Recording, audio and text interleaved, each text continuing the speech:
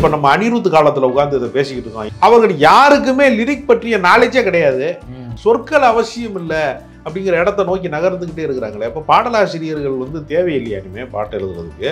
இப்போ வர்ற இசையமைப்பாளர்கள் நீங்க சொன்ன மாதிரி மெட்டுக்குள்ள வந்து நிறைய கவித்துவம் தேவையில்லைங்கிற ஒரு முடிவுக்கு வந்துட்டாங்க. ஏதோ ஒரு சவுண்டிங் இருந்தா போதும், நாங்க பாட்டை ஹிட் ஆக்கிடுவோங்கிற ஒரு நிலைமை தான் அன்னைக்கு தமிழ் சினிமாவில் இருக்கு. ஏற்கனவே நல்லா இசையமைக்கப்பட்டு நல்லா எழுதப்பட்ட பாட்டு வரியவே எடுத்துட்டு இன்னைக்கு டப்பாங்குத்தா மாத்திடுறான். பாட்டு பாட வாத்ததந்தன், பாட்டு பேச வாத்ததந்தன், பாடம் சொல்லவா பறந்து செல்லவா. இதே மெட்டு தான். ஆல் யுவர் பியூட்டி, அழகு கண்ணாட்டி, ஃபைன் குவாலிட்டி, ஓன் பர்சனாலிட்டி, படிச்சு பாரு இங்கிலீஷ் பேப்பர் நான் அடி, நான் ஃபேர் அண்ட் லவ்லி போட்டு வந்த சூப்பர் மேன் அடி. பாடல் எழுதுறவருக்கு எவ்வளோ முக்கியத்துவம் இருக்கோ இசையமைக்கிறவருக்கும் அவ்வளோ முக்கியத்துவம் இருக்குது அப்படின்னு நான் நினைக்கிறேன். அச்சம் என்பது மடமையடா அப்படின்னு அந்த உச்சஸ்தாயில கொண்டு போய் அந்த வரிகளை வச்சுக்கிட்டு அந்த டியூனுக்குள்ள ஒரு ரிதத்தை செட் பண்ணி, அச்சம் என்பது மடமையடா, அஞ்சாமை திராவிடர் உடமையடா, இப்படி கூட பாடலாம் சகானா ராகத்துல. எப்படி அச்சம் என்பது மடமையடா இப்படி பாடினாங்கன்னா அந்த பாட்டு ஹிட் இருக்குமா? வாகை தமிழ் நேயர்களுக்கு வணக்கம். இன்றைய தினம் இசை ஆய்வாளரும் இலக்கியத்திலே முத்திரை பதித்தவரும் தமிழகத்திலே தன்னுடைய தனித்தன்மையால் பேச்சாற்றலிலே சிறந்து விளங்கக்கூடிய ராஜபாளையம் உமாசங்கர் அவர்களோடு உரையாட இருக்கிறோம். வணக்கம். வணக்கம். இசையமைப்பாளர்களுக்கும் பாடலாசிரியர்கள் என்று சொல்லக்கூடிய கவிஞர்களுக்குமான உறவு என்பது ஒரு நீண்ட பாரம்பரியம் கொண்டதாக தமிழ் சினிமாவிலே இருந்திருக்கிறது. ஒவ்வொரு காலகட்டத்திலேயுமே சிலருடைய கூட்டணி வந்து கண்ணதாசன், எம்.எஸ். விஸ்வநாதன் என்கிற கூட்டணி ஒவ்வொரு காலகட்டத்திலையுமே அப்படி ஒரு தொடர்ச்சியாக அப்படி பேசப்பட்டு கொண்டே இருக்கிறது.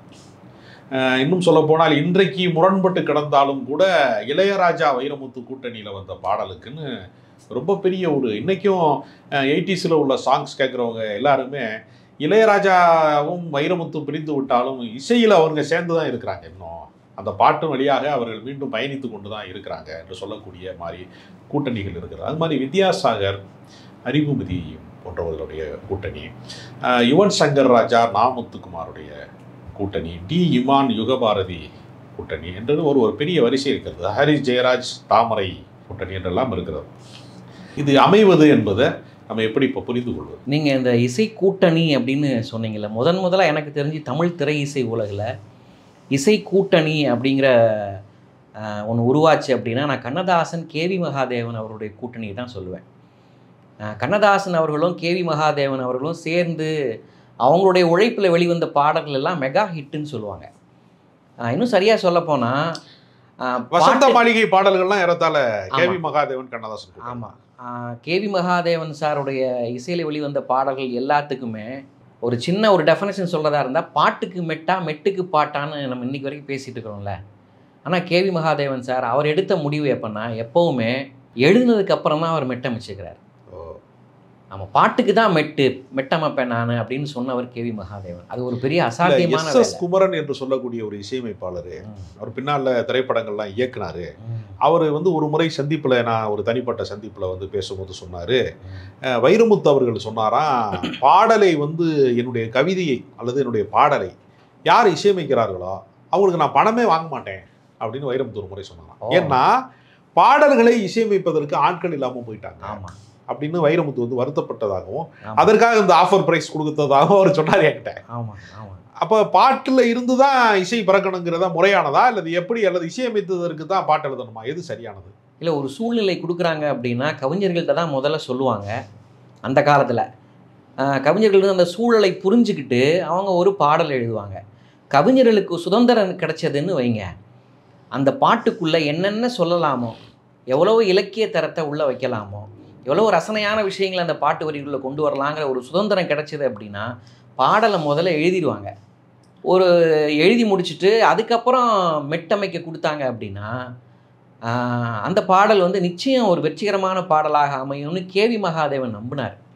அவர் இசையமைச்ச பாடல்கள் பெரும்பாலுமே எழுதப்பட்டதுக்கு அப்புறம் மெட்டமைச்சது. ஒரு பாட்டு சுசீலாமா பாடியிருப்பாங்க, ரொம்ப பிரபலமான பாட்டு, மலர்கள் நனைந்தன பனியாலேன்னு அந்த பாட்டு தொடங்கும். சுசீலாமா அந்த பாட்டை பாடியிருப்பாங்க. இறைவன் முருகன் திருவீட்டில் என் இதயத்தினால் ஒரு விளக்கேற்றி இறைவன் முருகன் திருவீட்டில் என் இதயத்தினால் ஒரு விளக்கேற்றி உயிரெனும் காதல் நெய்யூற்றி உயிரெனும் காதல் நெய்யூற்றி உன்னோடிருப்பேன் மலர் அடி போற்றி மலர்கள் நனைந்தன பனியாலே என் மனதும் குளிர்ந்தது நினைவாலே. இப்படி ஒரு பாட்டு கொடுத்துருப்பார். மோகன ராகத்தில் அமைஞ்ச பாட்டு இந்த பாட்டு.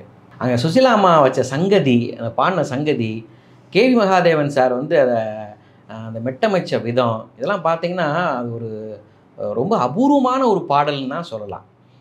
இந்த பாடல் ரொம்ப வெற்றிகரமாக அமைஞ்சதுக்கு காரணம் என்னை பொறுத்தளவில் முதல்ல பாட்டு எழுதுனதுக்கு அப்புறம் மெட்டமைச்சது தான் ஒரு காரணம் அப்படின்னு கூட நான் நினைக்கிறேன். திரை இசை ரசிகர்கள், திரை இசை வித்தகர்கள் நிறைய பேரும் இந்த தகவலை சொல்லியிருக்கிறாங்க. இப்போது கேவி மகாதேவன் அவர்களும் கண்ணதாசன் அவர்களும் இணைஞ்சு கொடுத்த பாடல்கள் எல்லாம் பெரிய அளவில் பேசப்பட்டதற்கு எழுதுனதுக்கு அப்புறம் மெட்டமைச்சதும் ஒரு காரணம்னு நான் நினைக்கிறேன். ஏன் சொல்ல சொல்ல இனிக்குதடான்னு ஒரு பாட்டு வந்துச்சு.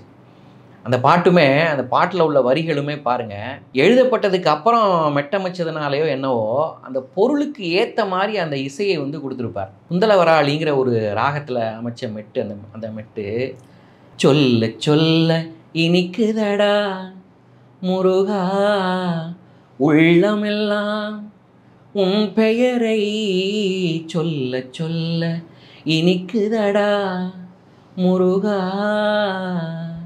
இந்த இனிக்குதடான்னு கண்ணதாசன் எழுதியிருப்பாரு பாருங்க. கேவி மகாதேவன் போட்ட டியூன் அந்த இடத்துல இனிக்குங்க. பாருங்க, சொல்ல சொல்ல இனிக்குதடா. அந்த இனிக்குதடாவை அவ்வளவு மெனக்கெட்டு அந்த இடத்துல ஒரு ஒலிக்கோர்வையே கொடுத்துருப்பார். அப்போ இதெல்லாம் எழுதப்பட்டதுக்கு அப்புறம் தானே இதெல்லாம் செய்ய முடியும் அப்படின்னு கேவி மகாதேவர்கள் நம்பினார். அந்த சொற்களை வந்து மீனிங்ஃபுல்லாக வந்து ஒரு அர்த்தபூர்வமாக மாற்றுவது ஆமாம் அப்படிங்கிற ஒரு இடம் தான். ஆமாம், அந்த பாடல் தொடர்ந்து பயணிக்கும் போது கேட்டு பாருங்க. பிள்ளை பிராயத்திலே பெரிய பெயர் பெற்றவனே அப்படின்னு முதல் சங்கதி பாடுவாங்க அந்த அம்மா. பிள்ளை பிராயத்திலே பெரிய பெயர் பெற்றவனே உள்ளமெல்லாம், உள்ளமெல்லாம் பிளேனாக பாடிப்பாங்க, உள்ளமெல்லாம் அப்படின்னு பாடிப்பாங்க. அடுத்து பாருங்கள், ரெண்டாவது சங்கதி போட்டு பாடும்போது உள்ளமெல்லாம் உன் பெயரை சொல்ல சொல்ல இனிக்குதடா முருகா. அப்படி ஒரு பிரமாதமான ஒரு மெட்டு கொடுத்துருப்பாங்க. இப்போ எழுதப்பட்டதுக்கு அப்புறம் மெட்டமைச்சதுனாலயோ என்னவோ அவ்வளோ ரசித்து அந்த வரிகளுக்கு தகுந்த ஒரு மெட்டை கொடுத்ததுனால என்னவோ அந்த பாட்டு மெகா ஹிட் ஆனது அப்படின்னு கூட இசை ரசிகர்கள் கொண்டாடுறாங்க. இந்த மரபு எப்படி விடுபட்டு போனதுன்னு நம்ம சொல்லலாம். ஏன் வந்து எழுதிய பாடல்களுக்கு வந்து இசையமைப்பது, இப்போ பாரதியாருடைய இப்போ எழுதப்பட்ட பாடல்கள் எல்லாவற்றையுமே பின்னால் வந்து பல பேர் இசையமைக்கிறாங்க. ஆமாம், பெரிய கவிஞர்கள் பாவேந்தர் பாரதிதாசனுடைய பல கவிதைகளை வந்து பின்னாளில் எத்தனையோ பேர் தமிழ் இசை பாடகர்கள்ல இருந்து பல பேர் வந்து அது மெட்டமைக்கிறாங்க. ஆமாம், அந்த மரபு எப்படி விடுபட்டு போனதுன்னு நீங்கள் நினைக்கிறீங்க? எம்எஸ்வி கண்ணதாசன் கூட்டணியில் கூட எழுதப்பட்டதுக்கு அப்புறம் மெட்டமைச்சிருக்கிறாங்க. எம்எஸ்வி ஐயா கூட கண்ணதாசன் அவர்கள் எழுதி கொடுத்ததுக்கு அப்புறம் மெட்டமைச்ச பாடல்கள் நிறைய இருக்குது. இப்போ நானே ஒரு உரையாடலுக்காக உங்ககிட்ட ஒரு கேள்வியை கேட்குறேனே, ஒரு திரை இசை பாடல் வெற்றிகரமாக அமைவதற்கு யாருடைய பங்கு அதிகம்? இசையமைப்பாளருடைய பங்கா, கவிஞருடைய பங்கா அப்படின்னு மியூசிக் டைரக்டர் கேட்டா இசையமைப்பாளர் தான் காரணம். நீங்க கவிதை புத்தகம் போட்டா எத்தனை பேர் படிக்கிறாங்க? 1000 புத்தகம் போட்டீங்கன்னா வந்து 5 வருஷமா வித்துக்கிட்டு இருக்கிறவங்களா இருக்கிறாங்க. பாதி பேருக்கு ஃப்ரீயா கொடுக்குறாங்க கவிதை புத்தகத்தை. கவிதை எல்லாரும் படிக்கிறது இல்லையே, ஆனா பாடலை எல்லாருமே கேட்கறாங்களே. அப்ப இசையமைப்பாளர் தானே பெரிய ஆளு, வந்து கவிஞர்கள் எப்படி பெரிய ஆளு அப்படின்னு ஒரு கூட்டம் சொல்றாங்க. இன்னொரு குரூப் என்ன சொல்றாங்க, அதுக்கு பாட்டுக்கு அர்த்தமே இல்லைன்னா அந்த பாட்டை எவன் கேட்பான், திரும்ப அந்த பாட்டுக்கு அட்ரஸ் முகவரியே என்ன இருக்கு, அந்த பாட்டுக்கு முகமும் கிடையாது முகவரியும் கிடையாது அப்படிங்கிறாங்க. இப்போ நம்ம அனிருத் காலத்தில் உட்காந்து இதை பேசிக்கிட்டு இருக்கோம். இளையராஜா காலம் முடிஞ்சு, ரகுமான் காலம் முடிஞ்சுன்னா அவங்க இருக்காங்க தொடர்ந்து முடிவற்றவர்கள் அவங்க எல்லாருமே. சமகால வணிக ட்ரெண்டிங் சினிமாவில் வந்து அனிருத் போன்றவர்கள் இன்னைக்கு இசையமைக்கக்கூடியவங்க அடுத்த தலைமுறையில் வேற இசையமைப்பாளரும் வர ஆரம்பிச்சிட்டாங்க. அவர்கள் யாருக்குமே லிரிக் பற்றிய நாலேஜே கிடையாது, பாட்டு பற்றிய எந்த ஒரு உணர்வுமே கிடையாது, சொற்கள் அவசியம் இல்லை அப்படிங்கிற இடத்த நோக்கி நகர்ந்துக்கிட்டே இருக்கிறாங்களே. அப்போ பாடலாசிரியர்கள் வந்து தேவையில்லையா இனிமேல் பாட்டு எழுதுறதுக்கு? இசையே வந்து பெரிய ஹிட்டாக கொடுத்துருமா? இது என்ன கணக்கு? இசையமைப்பாளர்களே போதுமானவர்களாக ஆயிடுவாங்களா அப்படின்னு பல கேள்விகள் இருக்குதுல்ல. ஆமாம், நம்ம காலத்தால் அழியாத பாடல்களை மையம் வச்சு பேசிகிட்டு இருக்கிறோம் நம்ம. இப்போ உதாரணத்துக்கு நான் ஒரு பாட்டு சொல்கிறேனே, அச்சம் என்பது மடமையடாங்கிற பாட்டு இன்றைக்குமே எல்லாராலையும் கேட்கப்படுற ஒரு பாட்டாக இருக்குது. நீங்கள் இப்படி யோசிச்சு பாருங்கள், அச்சம் என்பது மடமையடா பாட்டு எழுதப்பட்டதுக்கு அப்புறம் மெட்டமைச்சதுன்னே வச்சுப்போமே. எழுதப்பட்டதுக்கு அப்புறம் இசைக்கலைஞர் இசையமைப்பாளர் அந்த பாடலை பார்க்குறாரு. அதுக்கு அவர் மட்டும் ஒரு கிளாசிக்கல் டியூனில் பாட்டு போட்டிருந்தாருன்னு வைங்க, பாட்டு வெற்றி பெற்று இருக்குமா? வெற்றி பெறாது. அச்சம் என்பது மடமையடா பாட்டு இப்படி கூட பாடலாம் சகான ராகத்தில். எப்படி அச்சம் என்பது மடமையடா அஞ்சாமை திரா இப்படி பாடினாங்கன்னா அந்த பாட்டு ஹிட்டாக இருக்குமா?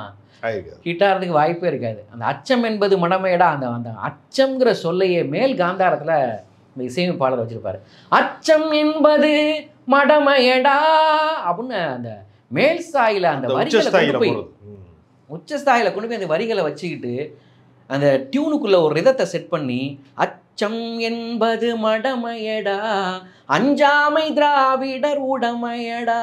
ஆனால் பாடல் எழுதுகிறவருக்கு எவ்வளோ முக்கியத்துவம் இருக்கோ இசையமைக்கிறவருக்கும் அவ்வளோ முக்கியத்துவம் இருக்குது அப்படின்னு நான் நினைக்கிறேன். ஏன்னா அந்த வரிகளுக்கு உயிர் கொடுக்குறவங்க இசையமைப்பாளர்கள் தான். இப்போ நான் உங்கள்கிட்ட ஒரு கேள்வி வைக்கிறேன். எம்எஸ்வி அவர்களும் கண்ணதாசன் அவர்களும் இணைஞ்சு கொடுத்த நிறைய பாடல்கள் ரொம்ப ஹிட்டான பாட்டு. நம்ம எல்லாருக்குமே இப்போவும் பிடிச்ச பாட்டாக இருக்கிற பாட்டு என்ன பாட்டுன்னா, நான் பேச நினைப்பதெல்லாம் நீ பேச வேண்டும், நாளோடும் பொழுதோடும் உறவாட வேண்டும்னு ஒரு பாட்டு இருக்குது. இந்த பாட்டு எழுதப்பட்டதுக்கு அப்புறம் தான் மெட்டமைச்சது அப்படின்னு பொதுவாக சொல்லுவாங்கன்னு வைங்களேன். கண்ணதாசன் எழுதி கொடுத்துட்டு போயிட்டாருன்னு வச்சுக்கோங்க.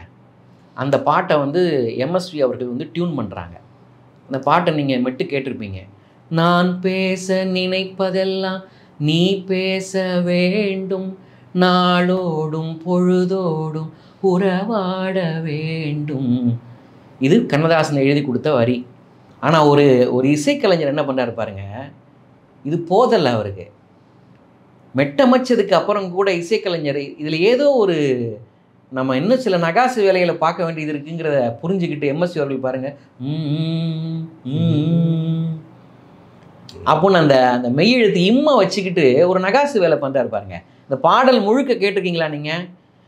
பாலோடு பழம் யாவும் உனக்காக வேண்டும், உனக்காக வேண்டும். இங்கே வரைக்கும் தான் கவிஞர் நிற்கிறாரு. பாவை உன்முகம் பார்த்து பசியார வேண்டும், பசியார வேண்டும். இந்த கொட்ட வைக்க வேண்டிய வேலையை வந்து கவிஞர் சொல்லவே இல்லை. ஆனால் இசையமைப்பாளர் வந்து அந்த கவிதையை புரிஞ்சுக்கிட்டு இசையை வந்து ஒரு கருவியாக கையில் வச்சுக்கிட்டு மக்கள் மனதுக்கு கொண்டு போய் சேர்க்கக்கூடிய ஒரு ஆக பெரும் பணியை வந்து இசைக்கலைஞர்கள் தான் செய்கிறாங்க. அப்போ ஒரு பாடலுடைய வெற்றிக்கு பெரும் பங்கு, வெற்றி பெற்ற நிறைய பாடல்களில் பெரும் பங்கு வகித்தவங்க அந்த காலத்தில் வந்து இசையமைப்பாளர்கள்னே நான் சொல்ல முடியும், என்னால் சொல்ல முடியும். அவங்களுடைய ஒர்க்கு தான் அதை வந்து அடுத்த கட்டத்துக்கு கொண்டு போகிறது. ஆமாம். இப்போ நான் இதே கொஞ்சம் ஒரு வேடிக்கையாக சொல்கிறேனே, இப்போ நான் பேச நினைப்பதெல்லாம் பாட்டை பார்த்த உடனே அந்த பாட்டை ஒரு ஃபோக் ஸ்டைலில் வந்து பண்ணணும்னு நினச்சி எம்எஸ்வி பண்ணியிருந்தாருன்னு வைங்க. இப்போ அந்த பாட்டு நான் பேச நினைப்பதெல்லாம் நீ பேச வேண்டும் அப்படின்னு சதுசுர நடையில் அந்த பாட்டு போகுது. சிவரஞ்சனி ராக பேச மையமாக வச்சு போகுதுன்னு வச்சுக்கோங்க. இப்போ இதை திசுர நடையில் குத்துப்பாட்டு மாதிரி எம்எஸ்வி ஆக்கியிருந்தாருன்னா ஹிட் ஆகிருக்குமா பாருங்கள். நான் பேச நினைப்பதெல்லாம் நீ பேச வேண்டும், நாளோடும் பொழுதோடும் உறவாட வேண்டும், உறவாட வேண்டும்.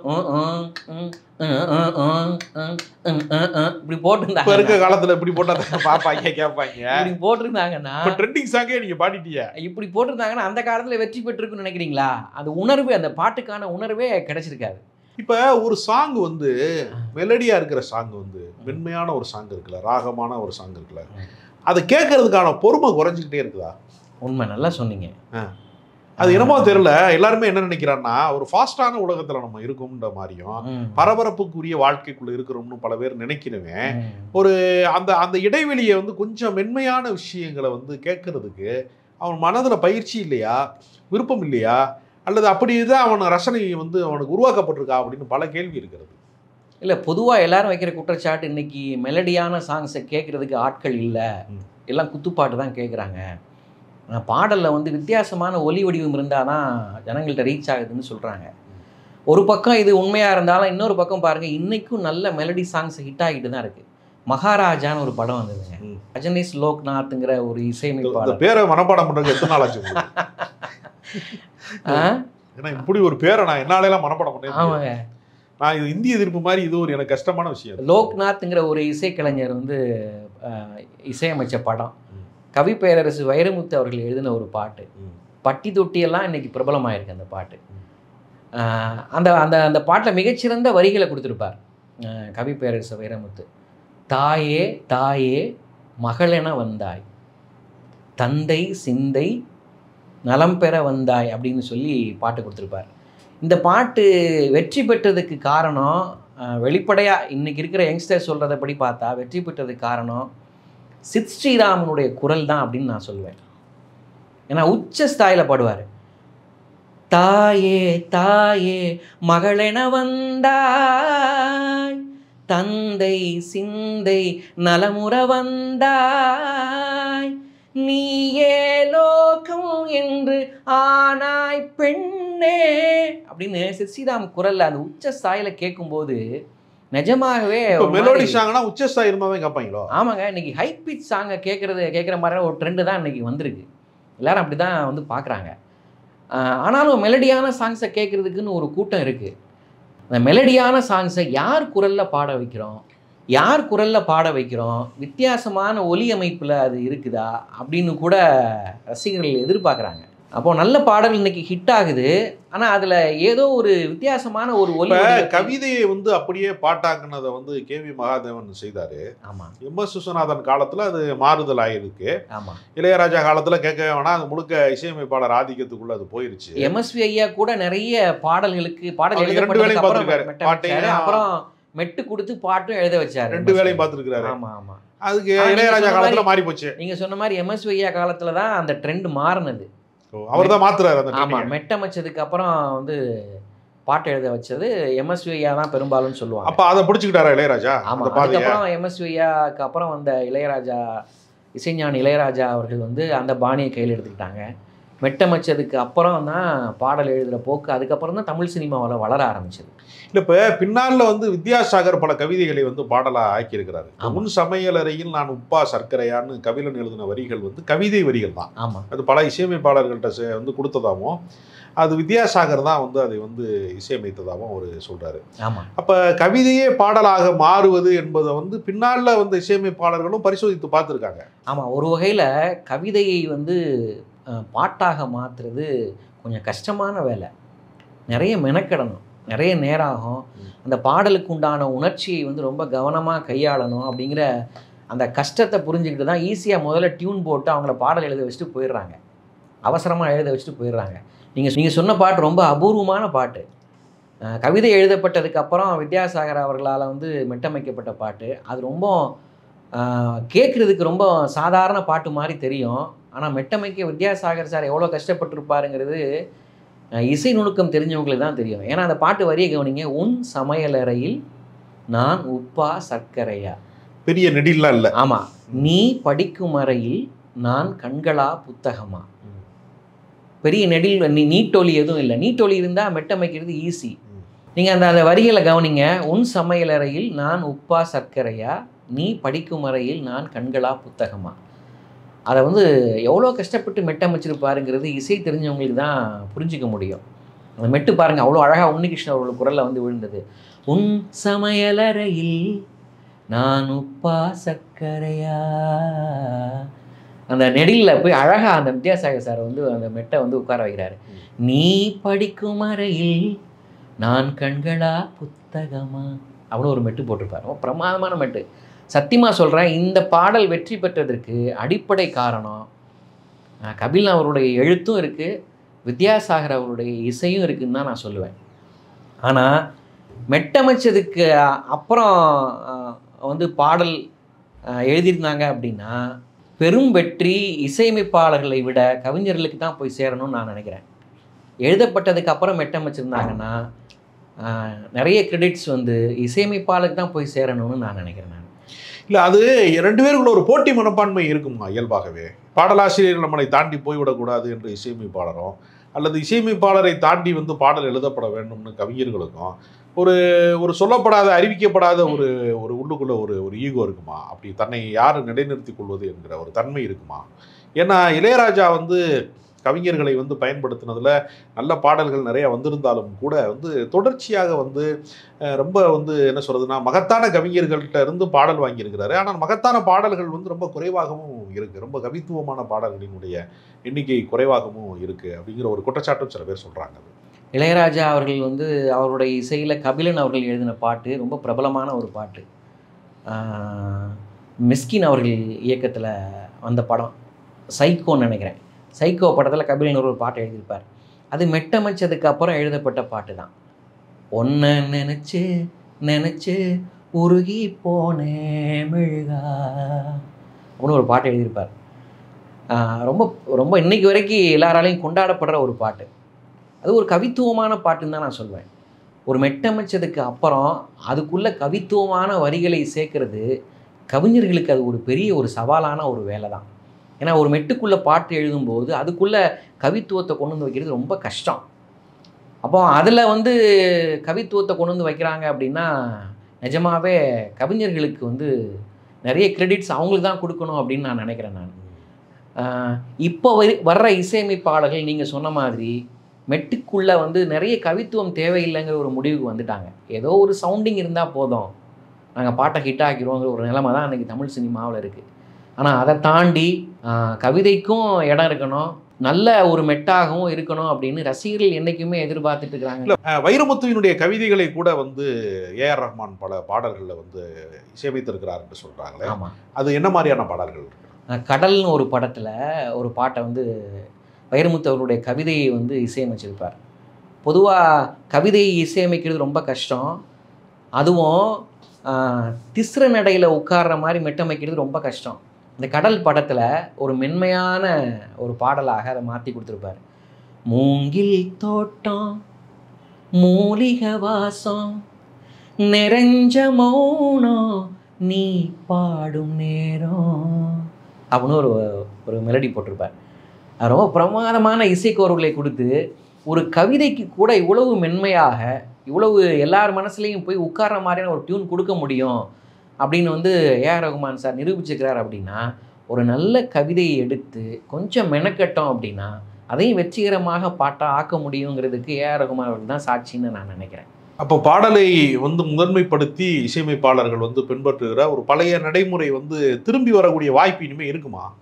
இனி இருக்குமா அப்படிங்கிறது கேள்விக்குறி தான். ஆனால் இருக்கணுங்கிறது எல்லாருடைய எதிர்பார்ப்பாக இருக்குதுன்னு நினைக்கிறேன். ஏன்னா நல்ல பாடல்கள் வரணும் அப்படின்னா, நல்ல கவித்துவமான வரிகள் அமையணும் அப்படின்னா கொஞ்சம் இசையமைப்பாளர்களும் பாடலாசிரியர்களும் கொஞ்சம் கொடுக்கல் வாங்கல், கொஞ்சம் முன்ன பின்ன எதுவும் அவங்களுக்குள்ள ஈகோ எதுவும் வந்துடாமல் சரியாக வந்து இந்த பாடல் வரிகளுக்கு இப்படி ஒரு இசை அமைஞ்சால் நல்லாயிருக்கும் அப்படின்னு 2 பேருக்குள்ள ஒரு உரையாடல் நடந்து ஒரு நல்ல பாடல்கள்லாம் வெளி வரணும்னு தான் நம்மளுடைய எதிர்பார்ப்பாக. இல்லை, தொடக்க காலத்தில் நிறையா பேர் படிக்காத பாமரர்களாக இருந்த காலத்தில் ரொம்ப அற்புதமான கவித்துவமான பாடல் வரிகள் வந்துக்கிட்டே இருந்திருக்கிறது. இன்னைக்கு நிறையா படித்தவர்களாக மாறி இருக்கிறாங்க. இன்னைக்கு வந்து கவித்துவமான வரிகளே இல்லை, இலக்கிய மதிப்புமிக்க வரிகளே அதில் இல்லை அப்படிங்கிற மாதிரி ஒரு சூழல் மாறி இருக்கிறது. ஆமாம், ஆங்கில வழியில் படித்தவர்களுடைய எண்ணிக்கை அதிகமானதுனாலையோ அல்லது மொழி பற்று மிக்கவர்களுடைய எண்ணிக்கை குறைந்ததுனாலையா, எதனால வந்து இந்த பாட்டு வரி மீதான கவனம் என்பது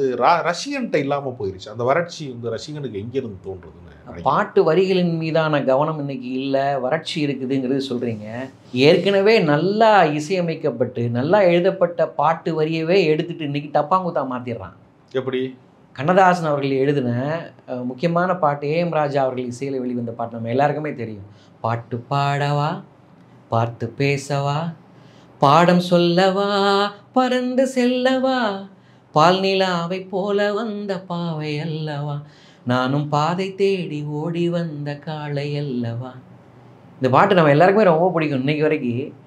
இந்த பாட்டில் பாருங்கள், பாட்டு பாட வா பார்த்து பேச வா அப்படின்னும் நம்ம அழைக்கிற மாதிரி ஒரு பொருள் எடுத்துக்கலாம்.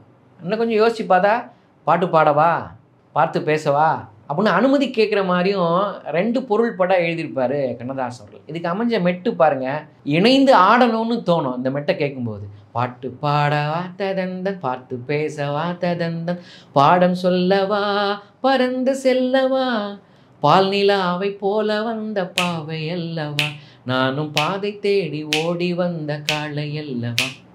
அது கொடுக்கப்பட்ட மெட்டு பார்த்தீங்கன்னா அப்படியே ஒரு எல்லாரையும் ஆட வைக்கக்கூடிய ஒரு மெட்டு. ஆனால் அந்த ஆட்டம் கூட கொஞ்சம் நிதானமாக இருக்கும். இதே மெட்டை பயன்படுத்தி இன்றைக்கி உள்ள ட்ரெண்டுக்கு வந்து ஒரு படத்தில் பாட்டாக போட்டாங்க பாருங்கள், கோலி சோடான்னு நினைக்கிறேன் இந்த படம் பேர். இதே மெட்டு தான். ஆல் யுவர் பியூட்டி, அழகு கண்ணாட்டி, ஃபைன் குவாலிட்டி, ஓன் பர்சனாலிட்டி, படிச்சு பாரு இங்கிலீஷ் பேப்பர் நான் அடி, நான் ஃபேர் அண்ட் லவ்லி போட்டு வந்த சூப்பர் மேன் அடி. அதே ராகம், அதே மெட்டு தான். ஆலிவர் பிட் பாட்டு பாடவா பார்த்து பேசவா நக்கன பாட்டு நக்கன பறந்து செல்லவா. இப்படின்னா எப்படி பாட்டு பாட முடியுமா, பறந்து செல்ல முடியுமா? அப்போ மொழி வறட்சி இருக்குது, நல்ல பாடல் வரிகளை கேட்குறதுக்கு இன்றைக்கி தயார் இல்லைன்னு அது ஒரு பக்கம் போயிட்டு இருந்தாலும், நல்ல மெட்டை கூட இன்னைக்கு வந்து அது ஒரு குத்துப்பாட்டாக மாத்திர கலாச்சாரமும் வந்து யுவன் சங்கர் ராஜாவுடைய இசையில தீப்பிடிக்க முத்தங்குருடான்னு ஒரு பாட்டு இருக்கு. ஆமாம், அதுக்கு நடுவில் வந்து எம்கே தியாகராஜ பாகவதர் சாங்கை நடுவில் கலந்து விட்ருவாங்க. ஆமாம் ஆமாம் ஆமாம், அதெல்லாம் வந்து ட்ரெண்டிங்கில் எடுபட்டுச்சு. அதெல்லாம் எப்படி, அதெல்லாம் என்ன காரணம் அதுக்கு? ஆமாம், பொதுவாகவே வந்து வெஸ்டர்ன் மியூசிக்கில் இருக்கக்கூடிய சில இசைக்கோர்வைகளை வந்து இன்றைக்கி இருக்கிற இளைஞர்கள் ரொம்ப விரும்புவாங்க. இப்போ ஒரு பாட்டு ஒரு ட்ராக்ல போய்கிட்டே இருக்குது அப்படின்னா, ஃபியூசன் மியூசிக்கை வந்து விரும்புகிற இளைஞர்களுக்கு இது மாதிரி ட்ரெண்டிங்காக கொடுக்கணுங்கிறதுனால தான் இது மாதிரி இடையில வந்து ஒரு பிட்டை கொண்டு வந்து இடையில சொல்லிடுறாங்க. அது 2 மேட்ச் ஆனதுக்கு என்ன காரணம்? ஆமாம், 2 மேட்ச் ஆனதுக்கு காரணம் அப்படின்னா, கிட்டத்தட்ட பாலியல் வேட்கையினுடைய உச்சமாகத்தான் அந்த பாட்டை வந்து கம்போஸ் பண்ணாங்க. அதான் சூழலை தான் நினைக்கிறேன். அப்போ அந்த சூழலில் ஒரு வெஸ்டர்ன் கிளாசிக்கில் இருக்கக்கூடிய உச்ச ஸ்தாயில் இருக்கக்கூடிய ஒரு குரலை கொண்டு வந்து உள்ளே வந்து இடையில பூத்தி வச்சோம் அப்படின்னா அந்த சூழலுக்கு பொருத்தமாக இருந்திருக்கு. அதனால் அதை பயன்படுத்துகிறாங்க. இப்போ தியாகராஜ பாகவதர் இன்னைக்கு இருந்திருந்தாருன்னா பாட்டு பாடிட்டு அப்போ தியாகராஜ பாகவதனுடைய குரல் இன்னைக்கு சித் ஸ்ரீராமனுடைய குரலாக மாறி வந்திருக்குங்கிறது தான் நம்ம புரிஞ்சுக்கணும். இப்போ எல்லா காலத்துலையும் ரசனை மாறுவது போல தோன்றினாலும் அதனுடைய ரிப்பிட்டேஷன் வரதான் செய்யும் இல்லையா? ஆமாம், ஏதோ ஏஎம் ராஜா பாட்டை வந்து மறுபடியும் எடுத்து பாட வேண்டிய அவசியம், ஸ்பீடு பண்ணாலும் அந்த பாட்டை எடுக்க வேண்டிய அவசியம் என்ன இருக்குது? ஆமாம் ஆமாம், அந்த காலத்தில் தியாகராஜ பாகவதர் பாடின பாட்டு வந்து கர்நாடக சங்கீத அடிப்படையில் இருந்தது. அதே தியாகராஜர் பாகவதனுடைய குரலை மையமாக வச்சுக்கிட்டு வெஸ்டர்ன் கற்றுக்கிட்ட சித் ஸ்ரீராமுடைய குரல் வந்து கிட்டத்தட்ட அதுக்கு மேட்ச் ஆகுது.